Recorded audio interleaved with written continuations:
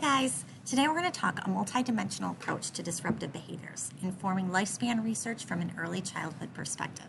So this is chapter 5 from our Disruptive Behavior Disorders book.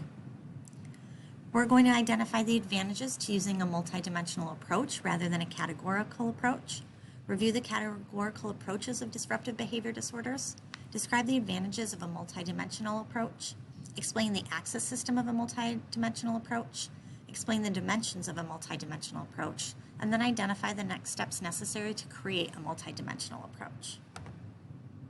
So let's talk about a multidimensional approach. What is it? It's an approach that incorporates more than one domain or dimension along behavior or along a continuum. So instead of just looking at the general, this is conduct disorder, and this is what it is, it's looking at those very specific behaviors that actually make up conduct disorder. And there's a lot of advantages. One is you have improved characterization of heterogeneity. In other words, you have better identification of how it manifests differently in each person. So as we know, disruptive behavior disorders look very different in each person who has it. It gives us provisions of alternate strategies for understanding the developmental course. So it gives us a better way to actually view how a disruptive behavior disorder looks over the course of someone's lifetime.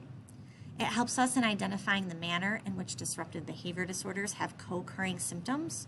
So what symptoms, behaviors are part of that disorder, those disruptive behavior disorders, versus what are the symptoms that belong to a comorbid disorder, such as anxiety or depression. It helps us link specific dimensions relevant to disruptive behavior to neurobiological mechanisms, as well as family and ecological contextual factors. So what it really helps us do is it helps us identify what part of disruptive behavior disorders are caused by genetics, what parts are caused by neurobiological deficits, what parts are caused by environmental influences. So as we talked a lot about in the last chapter, there's a categorical approach to disruptive behavior. And there's two main ways that they do that. And the first is through the diagnosis. So if we look back on the history of the diagnosis, there was nothing in the Diagnostic and Statistic Manual, the first edition. In DSM-2, disruptive behavior disorders were categorized in runaway reaction, unsocialized aggressive reaction, and group delinquent reaction disorders. DSM-3 introduced conduct disorder and oppositional defiant disorder. They also continued in DSM-4, but they further specified the diagnostic criteria. There's an assumption that ODD does turn into CD, as children diagnosed with ODD are at a greater risk for developing CD. ICD is the other way that they categorize. ICD is usually associated with medical as opposed to psychiatrist or psychiatric of the DSM. In ICD-8, there was an umbrella diagnosis of behavior disorders of childhood. ICD-9 had 10 categories of disruptive behavior disorders and a V code. And a V code is something where there's a disorder or a symptom that doesn't have a classification, but it is something that needs attention. ICD-10, oppositional defiant disorder, was moved under conduct disorder. And there's a bunch of subtypes that we talked about, the socialized versus unsocialized, the early onset versus the adolescent onset. Early onset usually entails perinatal complications, so complications right after birth, under-controlled temperament, neurological abnormalities, delayed motor development, low IQ, reading difficulties, low scores on tests of memory, hyperactivity, and a slower heart rate in childhood. Whereas adolescent often includes aggressive, which is fighting, physical cruelty, violent behavior. It's associated with poverty, low parental supervision, and parental criminality. Non-aggressive is linked to delinquent behavior such as curfew breaking and defiance. We have overt versus authority conflict as another way to subtype, and when we're talking about overt, we're talking about confrontational or fighting, and when we're talking about authority conflict, we're talking about disobedience and defiance. We have reactive versus proactive aggression, where reactive is just when they react with anger, whereas proactive aggression is it's planned and thought out, and they use it for personal gain. And then we have those with disruptive behavior disorders with and without CU traits, or those callous unemotional traits. And remember, when we're talking about CU traits, it's the lack of empathy, lack of guilt, the use of others for gain, thrill-seeking and fearlessness in children, and proactive aggression. So let's talk about young children with disruptive behavior disorders. When we're talking about young children, we do have to look at the criteria. Young children who meet the criteria for disruptive behavior disorders are 20 times more likely to be identified by parents and twice as likely to be identified by teachers as having disruptive behavior disorders or behaviors or symptoms that need some type of attention. Stability. Disruptive behaviors are stable and irritable. 80% of children aged 17 months who displayed aggressive behaviors were still doing so at 29 months. And then we have to look at normative behavior. What is normal? We have to have the ability to distinguish between normal misbehavior and atypical misbehavior. So if we're talking about a kid, a toddler, for example, a toddler is going to have temper tantrums. That's typical misbehavior. But if they're having temper tantrums 20 times a day and those temper tantrums are really intense and lasting a long time, that's atypical. 17 months old who are identified as often defiant and hit others make up about 10%. And this is a chronic deviation that occurs more frequently and over a longer period of time. Normal behavior, only 5% of boys and 1% of girls display frequent physical aggression, and 12% of toddlers display frequent oppositional behavior. So that's considered normative.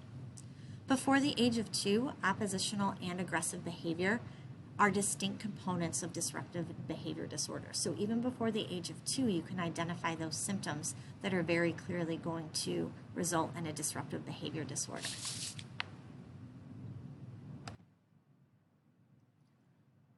If we're looking at the multidimensional approach, there's a couple of things that we have to talk about. Boys, when we're talking about multidimensional components of behavior, they're looking at negative affect and oppositional behavior. Girls, there's 3 dimensions that are important: oppositional behavior, negative affect, and antagonistic behavior. And when we look at the dimensions, what we really want to look at is predictions. Negative affect often predicts later depression. We also want to sorry, I record at work, but still get disrupted. Okay, so when we're talking about etiology, non-aggressive rule breaking often comes from family environment, but aggressive behavior comes from genetic influences. There are specific dimensions of oppositionality that we want to look at. The first is irritable. The irritable dimension predicts depression and anxiety. The headstrong dimension predicts ADHD and non-aggressive conduct disorder. And the hurtful dimension predicts aggressive conduct disorder. And what they talk about in a multidimensional approach is what they call a convergence-divergence model. They basically say that etiological factors such as temperament or biological dispositions combine with environmental stressors to converge on an ODD diagnosis. So those 2 things, environmental and etiological factors, converge to cause oppositional defiant disorder. But then the oppositional defiant disorder diverges into different traits or different paths. There are many advantages to a multidimensional approach. The first is a developmental approach. We have to identify what is normative behavior at each age, what is typical misbehavior, and then what is clinically significant misbehavior. However, many of the criteria for conduct disorder are developmentally impossible, such as running away. We specifically need to look at emotional regulation, talking more specifically about anger, empathy and conscience development, the balance of autonomy and compliance, and the modulation of aggression. Those are still areas that need work on. The advantages of a multidimensional approach allows us to look across a lifespan and capture changes in severity as well as changes across the behavior. It captures the full range of the manifestation of clinically concerning disruptive behaviors in early childhood, since emerging manifestations may be milder than the current thresholds. So basically what that's saying is that if we look at a dimensional approach, then we're going to get more information because we're not adhering to those strict, rigid guidelines and criteria of the DSM. This is also important because behavior may not fall under a certain criteria for a category. So we might have some type of disruptive behavior, but it doesn't necessarily match a known diagnosis that we have. It allows a clear line of determining when a behavior becomes atypical. And it also allows us to look at the combination of behavior, not just the frequency and severity, since misbehavior is most common in early childhood. So we need to look at the whole range of behaviors, not just one specific behavior and how frequent and how intense it is. There's advantages for dimensional components or multidimensional assessment. It looks at individual behaviors instead of the disorder generally. So within that conduct disorder, it delineates what are the different symptoms and it pays attention to those. Predictive studies have not done well in predicting disruptive behavior disorder, and that might be because predictions don't meet criteria, but it does show that there are behaviors that continue to persist and cause problems throughout the lifetime. This also suggests that maybe these children are misclassified. Advantages of understanding etiology and context. There's contextual factors which include gender, age, culture, temperament, parental psychopathology, poverty, parental incarceration. Aggressive conduct disorder is more influenced by genetic factors, and the non-aggressive rule breaking is more influenced by environmental factors. Parenting is not a predictor for callous unemotional traits, but it is linked to other behaviors in ODD and CD. And then ODD and CD have numerous different combinations of behaviors, but they all have the same subtype. A multidimensional approach will allow those subtypes to reflect the unique etiologies and courses, which will then have implications for the treatments and interventions. So there are so many different criteria for both ODD and CD. And there's so many different combinations that you can have of those criteria that we really need to kind of narrow down what are those specific behaviors, what are those combinations, and then look at what are the causes of those, and then what are the best treatment options for those, instead of looking at it as a general, somebody has conduct disorder, this is what it is, this is how they act, this is how we're going to treat them. There are quantitative and empirical advantages. Assessing along a continuum, children are subtyped empirically, and that just means scientifically by observation or experience, and it's based on multiple profiles across the dimensions. This will help us understand the neural circuitry or the genetic risk factors that cause disruptive behavior disorders. It also offers greater statistical power because we don't pay attention to that one-in-one correspondence of gene behavior, which we're probably never going to find. But it looks at the phenotypes, those actual behaviors. And we know that this works because the CU traits are linked to neurodevelopment differences in the amygdala. And there's also clinical advantages. Looking at a specific behavior as opposed to an overall disorder will help improve both treatment and intervention. So the first approach is a two-axis multidimensional approach. In axis 1, it talks about the severity. It focuses on the extent that the behavior deviates from the norm in regards to frequency, intensity, and persistence across settings. It talks about the breadth of the behavioral repertoire and the quality of the behavior. And quality of the behavior is going to be really important. So when we're talking about quality, it looks at the modulation, and then there's 4 parts to modulation. The first is the intensity. The intensity is the strength or the force of the behavior. Flexibility is how stubbornly entrenched a behavior is. So is a behavior able to be changed or not? The organization talks about the pacing, the duration, and the predictability of the behavior. So when does it occur? How long does it occur? And can you predict when it's going to occur? And then expectable in context, is it the behavior normal or is it expected given the context? So if a toddler is asked to do something that is way above their level or their ability, it's normal for them to have a temper tantrum. If you ask a toddler to sit down in a shopping cart, that is not above their expectation level, so they shouldn't have this huge tantrum because of that.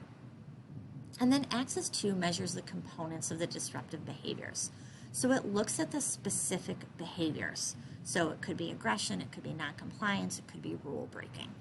It's not looking anymore at the disorder as a whole, it's looking at each specific behavior within that disorder. There's also a 4-factor multidimensional model, and the 4 factors are based on developmental psychopathology that emphasizes the individual differences along the modulation of aggression.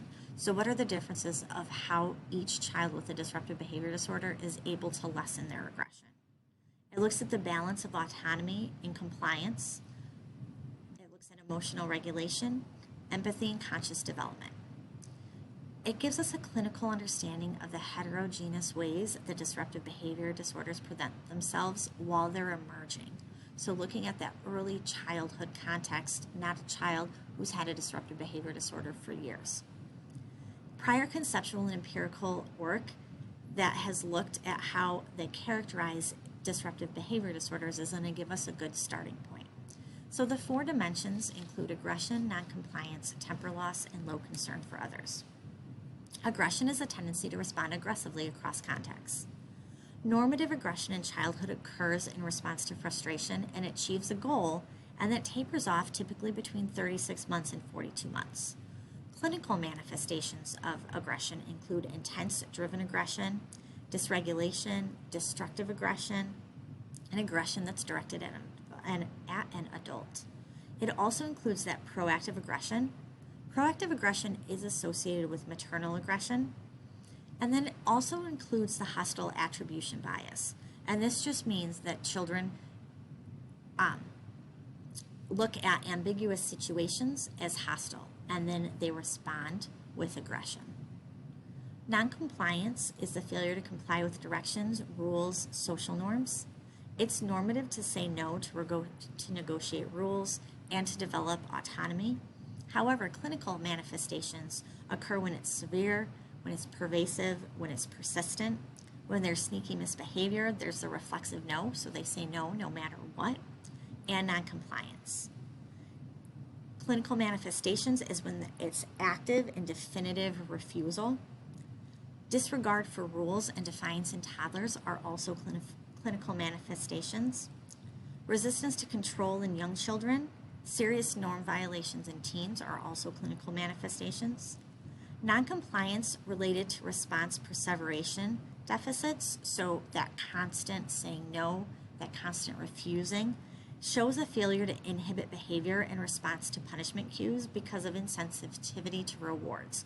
So in other words, children who are punished don't really have that neural pathway that makes it sensitive to being punished or to rewards. So they don't do their behavior because they're being punished or because they're getting rewarded. None of that matters to them. They just do the behavior because that is what they choose to do. And there's nothing that either stops them or there's nothing that rewards them enough to make them change. Temper loss is that overt expression in management of anger. Normative behavior includes moderate anger, intermittent tantrum, and temper loss in response to frustration. Clinical manifestations include destructiveness, prolonged tantrums, multiple daily tantrums, easily losing your temper. Anger dysregulation is a heightened risk for disruptive behavior disorders and antisocial behavior. And there is a neurocognitive link to deficits in inhibitory and effortful control. So they have difficulty with inhibiting that behavior that they know is wrong. And we talked a little bit about that when we talked about the CU traits last chapter. And low concern for others. So they have a disregard for others. There's a lack of guilt, a lack of concern for others' feelings. They don't modify their behavior after others respond. Their extent of remorse is not nearly where it should be. They don't have sensitivity to others' feelings, or they have low concern for others, so their empathy, their conscience, their moral emotions haven't developed. Normative development of concern for others occurs in the first few years of life, and it includes empathetic responses and pro-social behavior, so doing things just because it makes you feel good, not because you get a reaction or a reward for it. Inhibiting misbehavior when an adult is not present is normative. internalizing basic rules, remorse such as apologizing, gaze aversion, attempts to make up. All of that is normative. There is a link between CU traits and proactive aggression in preschoolers, so those preschoolers who use aggression for gain. Observations of preschoolers' lack of concern for others when they're in distress moderates the development of disruptive behavior disorders. So if you can actually show that children show some concern when another is in distress, or if you can help develop that in children, that will moderate their development of disruptive behavior disorder. Normative deviations include mild insensitivity to peer distress, occasionally blaming others to avoid punishment, refusing to share, mild teasing. Clinical manifestations, however, include an indifference to punishment or consequences. They're unfazed by parental anger. They're disinterested in pleasing others, and they take pleasure in others' distress. And there's a neurocognitive link to the processing of fear cues and facial affect. We talked in detail about that last chapter. So let's talk next steps. The first is we have to disentangle normative behavior from clinical manifestations. So we need epidemiological, population-based longitudinal studies that begin in very early childhood to be able to accurately show what is normative behavior and what is a clinical manifestation. We need to focus on the quality of the behavior. We need to study the more severe ends of the spectrum to truly understand the quality of those disruptive behavior disorders. We also have to look at the trajectory. We need to study the trajectory of those who are identified early as having a disruptive behavior disorder. That will help us assess young children better. Context is going to be important. We need to look to see how context relates to disruptive behavior disorders, and we have to have assessment tools that take those contexts into consideration. We have to look at the sex differences. More research needs to be done to look to see how girls show manifestations of disruptive behavior disorders differently than boys. That's kind of an area that doesn't have a lot of research. We have to look at the behaviors. There tends to be a focus on aggression when we look at disruptive behavior disorders. We have to look at the whole constellation of what constitutes that criteria. And then comorbidity. We do have to do more research on the comorbid disorders of disruptive behavior disorders. So what else occurs during those disruptive behavior disorders? What are the symptoms? How do those symptoms interact with each other? Let me know if you guys have any questions. I'll see you next week.